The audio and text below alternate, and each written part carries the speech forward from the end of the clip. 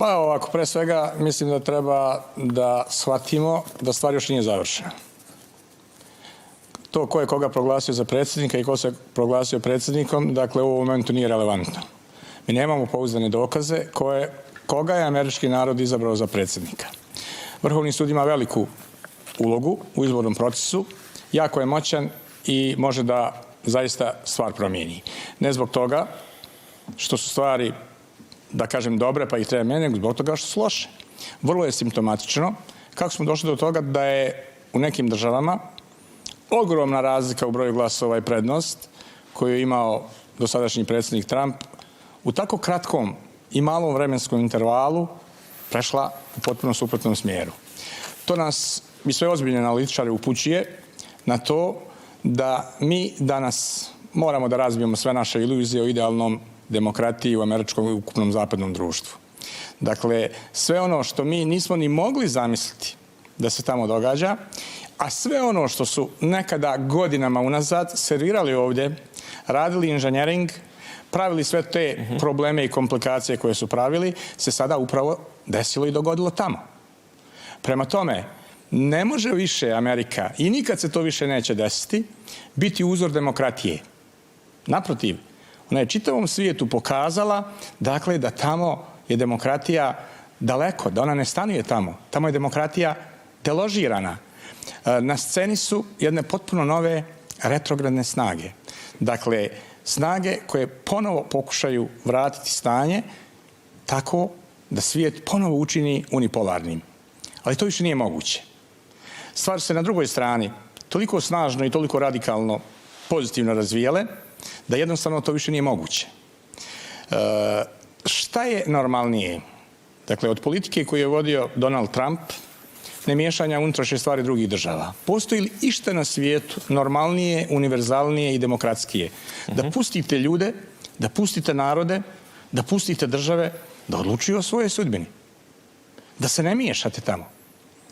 A čitav period funkcionisanja, dakle, vlasti u Sjedinjenim Američkim Državama, za vrijeme tih neoliberalnih snaga, po meni vrlo retrogradnih snaga, dakle, koji su modus vivendi svog opstajanja pronalazile u činjenici da trebaju stvarati neuralgične tačke na zemaljskoj kugli, da trebaju otvarati sukobe, da trebaju razvijati vojnu industriju i da trebaju zarađivati novac na muci drugih ljudi i drugih naroda.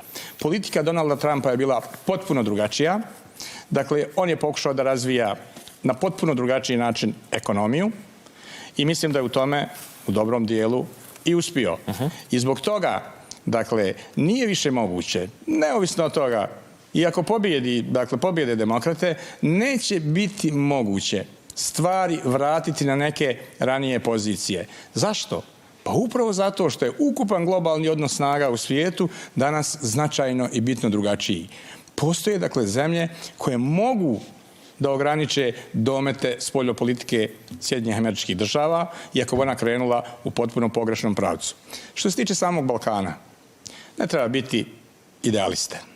Ne treba misliti da će se nešto spektakularno dogoditi. Balkan je takav kakav jeste. I on je uglavnom s vremena na vrijeme i ad hoc u fokusu. Dakle, nekih politika velikih. Ali te velike politike nikada nisu imale ozbiljnu namjeru da stanje i situaciju na Balkanu urede u skladu sa demokratskim standardima. Naprotiv, Balkan su stalno pokušavali držati kao neuralgičnu tačku i kad im god zatreba da negdje otvore neko žarište, neki sukob, Balkan im je zbog svoje i, da kažem, geopolitičke pozicije i zbog svoje strukture, dakle, bio jako interesantan. I tu su se stvari promijenile. Ne funkcionišu ni balkanske zemlje više na principima kako je to nekada bilo. Izvukli su neke pouke. I zbog toga mislim da mi ne treba previše da budemo zabrinuti, iako demokrate pobjede. Mislim da njihov fokus neće biti prevelik na Balkan. Čak su neki, dakle, iz duboke države, ne samo, dakle, iz Trumpove administracije, ne samo Grenell, nego i neki iz duboke države su rekli, eto, mi smo nešto na Balkanu uradili. Ali, evo, puštamo sad Evropi, neka ona to damo. Bukvalno su rekli neka radi šta hoće. Šta to znači?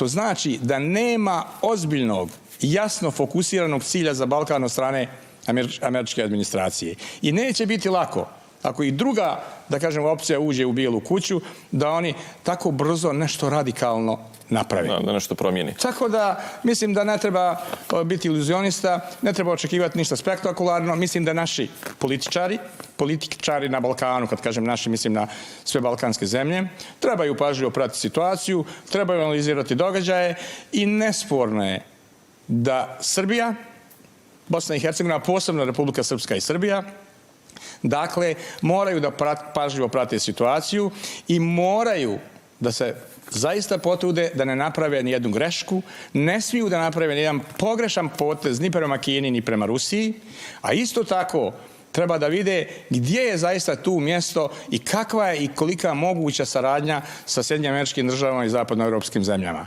Rukovodeći se isključivo i jedino interesima Srbije, srpskog naroda, interesima Republike Srpske i srpskog naroda. Ja, vlastitim interesima. Ja ne slažem s kolegom kad je u pitanju pritisak prema Republici Srpskoj. Ja mislim da u vremenu koje dolazi, da iz State Departmenta da će biti prebačeno u 5. brzinu kad je u pitanju, recimo, pridruženje čitavog ovoga regiona Sjevernoatlantskoj alijansi. Znači, zapamtite, samo 2 zemlje, Republika Srpska i Srbija, nisu dio tog vojnog saveza, tog koncepta kolektivne odbrane. Znači, njima je jako stalo, posebno ovoj administraciju. Ova administracija doživljava Bosnu i Hercegovinu kao svoj najvažniji post-hladnoratovski uspjeh. To je taj state building, izgradnja države koja je uspjela. Oni smatruju da Bosnu i Hercegovinu još treba malo doraditi unutra, promijeniti politički sistem, nametnuti neka rješenja. Političari Americi napravili karijeru na Bosni i Hercegovini. Tako je, upravo to. A šta su radili u Bosni i Hercegovini? To je tačno. Uradili su samo loše. Međutim, ono što je, ja sad govorim o pritisku. Znači, dolazi pritisak. Znači, tu treba biti svjesno. Sad tu se slažem sa kolegom Župljaninom. Struktura moći u međunarodnom sistemu je potpuno promijenjena. Taj pritisak više nije neizdrživ. To je suština. Znači, sada sa minimumom političkih konsenzusa, jedinstva, taj pritisak se može izdržati, posebno u areni u kojoj više nema hegemona. Nema jednog hegemona. Evo, ako mogu samo jednu rečenicu.